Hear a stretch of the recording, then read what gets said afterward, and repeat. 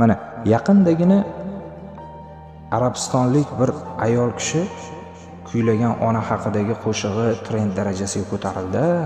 Juda ham layklarga, insonlarning qalbidan o'rin oldi bu musiqa, ashula. Lekin mana shu ayolning ashulasini o'zini Instagram sahifasiga, TikTok sahifasiga ular bo'lmas videolarga qo'yib turib, layk ishlayotgan odamlar ko'payib ketib qoldi. Video qo'yayotgan videosi umuman boshqa mavzu, orqa fonda gapirilayotgan, aytilayotgan qo'shiq umuman boshqa mavzu. Ahamiyatsizlik shu daraja cho'qqiga chiqib ketdiki, hattoki biz o'zimiz xohlayotgan narsani bilmay qolamiz. Biz aslida nima xohlayotganimizni bilmay qolamiz. Faqatgina shu ommani e'tiborini nima bilan bo'lsa ham tortsak bo'ldi.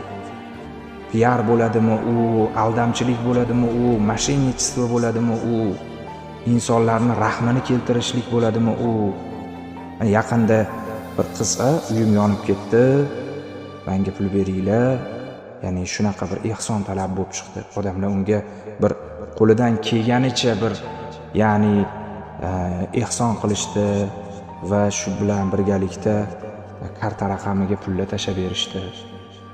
Alal oqibat ozgina muddatdan keyin u qiz chiqib turib, men o'zimga mana bunaqa rusumdagi mashinani ya'ni oldim, sovg'a qildim. Siz shu yoshga kirib nima o'zingizga sovg'a qildingiz, nimaga erishdingiz degan iddao bilan chiqdi. Mayli, men aytmoqchi bo'lgan narsa aslida bu emas. Biz qayoqqa qarab ketyapmiz o'zi? Kimga taqlid qilyapmiz, kimga ergashyapmiz va ergashayotgan ya'ni insonimiz biz kabi ojiz, kerak bo'lsa gapiga javob bera olmaydigan holatda-ku.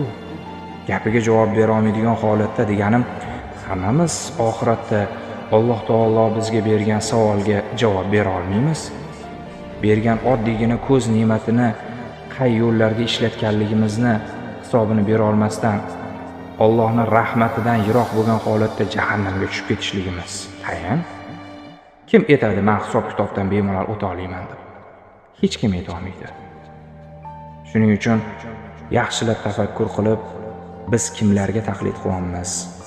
Ommani e'tiborini tortishlik uchun Alloh rozi bo'ladigan muammolarni, mavzularni ko'tarib chiqyapmizmi yoki bo'lmasam Allohning qahriga, payg'ambar alayhissalotu vassalomga la'natiga sabab bo'ladigan biror bir gap bo'lsin, aqida bo'lsin, urf-odat bo'lsin, shularni ko'tarib chiqyapmizmi? Mana shu narsada bir tafakkur qilib qo'yganimiz yaxshi do'stim.